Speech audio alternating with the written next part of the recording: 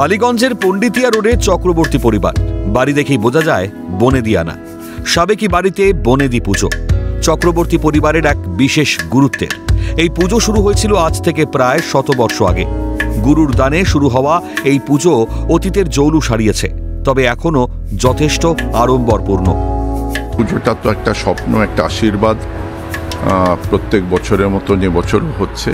এবার বোধহয় 109 বছর পড়ল পুজোটা। আমরা মানুষ যেরকম আগেকার দিনে খ্যাতি পেত, নাম পেত, যশ পেত, জমিদার হয়তো গ্রাম দানে দিতেন, জহরত, হিরে, মুক্ত, কত কিছু মানুষ দানি পেতেন, উপাধি পেতেন, সম্মান পেতেন।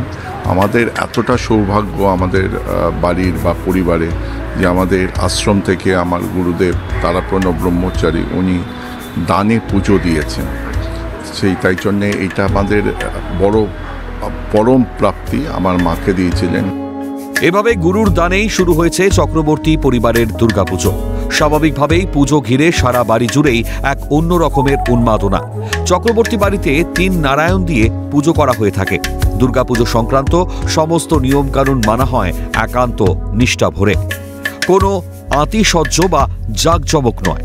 নিষ্ঠা, ভক্তি আর গুরুর আশীর্বাদ পরিবারের সব সদস্যদের মধ্যে ভাগ করে নেওয়ার মধ্যেই আসল তৃপ্তি চক্রবর্তী পরিবারের প্রবীণ সদস্যদের। আমরা মনে করি আমাদের এই পুজোটা মা দুর্গা গ্রহণ করেন।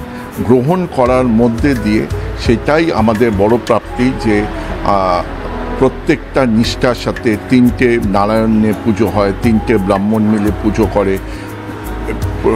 সবাইকে আমরা পুজোটার মধ্যে শেখাই, আমরা পেছনে থাকি, সবাইকে যুক্ত করি, সবাইকে এই প্রাপ্তিটা ভাগ করে নিই। এটাই পরম প্রাপ্তি। বংশের উত্তরাধিকারীরা আরও 100 বর্ষ এগিয়ে নিয়ে যাবে এই পুজো, বিশ্বাস চক্রবর্তী পরিবারের সদস্যদের। আপাতত কয়েকদিন চক্রবর্তী বাড়িতে থাকবেন মা, পূজিত হবেন ভক্তি ভরে। প্রীতম দের রিপোর্ট, ক্যালকাটা নিউজ।